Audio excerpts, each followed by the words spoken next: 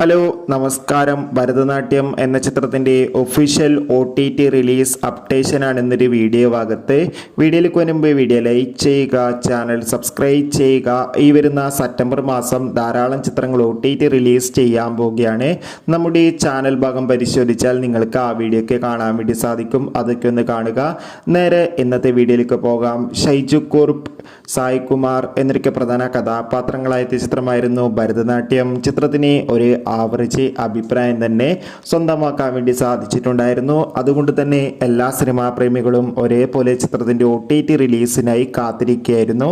ചിത്രത്തിൻ്റെ OTT അവകാശങ്ങളൊക്കെ Manorama max എന്ന OTT പ്ലാറ്റ്ഫോമാണ് സ്വന്തമാക്കിയിട്ടുള്ളത്.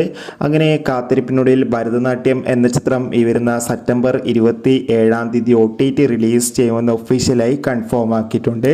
എന്തായാലും ചിത്രത്തിൻ്റെ OTT റിലീസിനായി നമുക്ക് കാത്തിരിക്കാം. ചിത്രം കണ്ടവരുടെ അഭിപ്രായം കമൻറ്റ് ബോക്സിൽ രേഖപ്പെടുത്താൻ വേണ്ടി ശ്രമിക്കുക.